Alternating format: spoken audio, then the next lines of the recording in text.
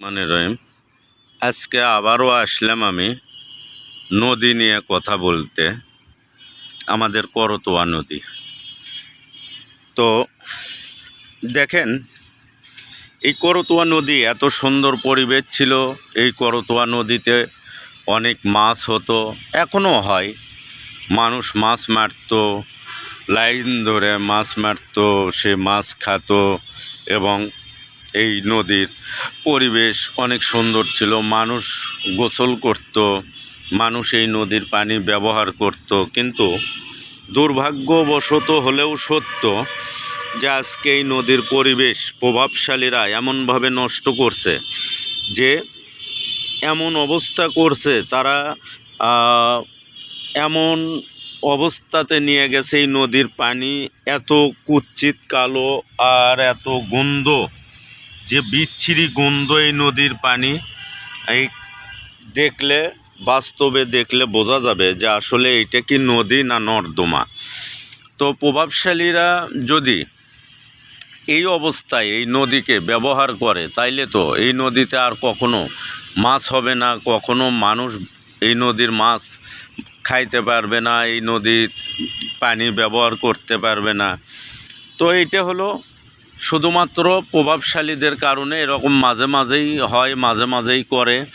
এইটা শুধুমাত্র আমাদের বগুড়া, এই যে বাগোপাড়াতে যান, বাগোপাড়ার পর থেকে নদীতে কোনো রকম পানির সমস্যা নেই, কিন্তু বাগোপাড়ার এই পাশ থেকে এই অবস্থা।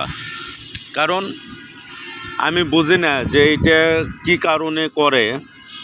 এই নদী কেন প্রভাবশালী ব্যবহার করবে, কেন নদীর বৈষম্যতা নষ্ট করবে? কারণ নদী কারো একক সম্পদ না।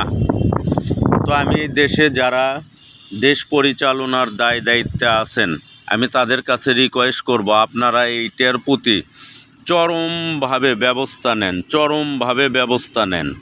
আমি আপনাদের কাছে রিকোয়েস্ট করতেছি, আপনারা নদীর বৈষম্যতা ফিরানোর ব্যবস্থা করেন। আর যেনারা, যে প্রভাবশালীরা এই নদীর বৈষম্যতা নষ্ট করতেছে, আমি তাদের কাছে করজোড়ে রিকোয়েস্ট করতেছি যে আপনারা নদীকে এইভাবে নষ্ট করেন না, নদীকে ব্যবহার করেন না, আপনারা মানুষের রিজেক নষ্ট করেন না। এই নদীতে লক্ষ লক্ষ মানুষের রিজেক হয়, কারণ এই নদীর মাছ মানুষ ভোগ করে। আপনারা একটু সৎ মনোভাব, সৎ চিন্তা ভাবনা আপনাদের বিবেকের সাথে নিয়ে আসেন। তো আমি করজোড়ে রিকোয়েস্ট করতেছি, এই নদীকে আপনারা যারা ক্ষমতায় আছেন দেশ পরিচালনার, তারা আপনারা এই নদী জনগণের মাঝে আবারও সুন্দর নদী হিসেবে ফিরে দেন।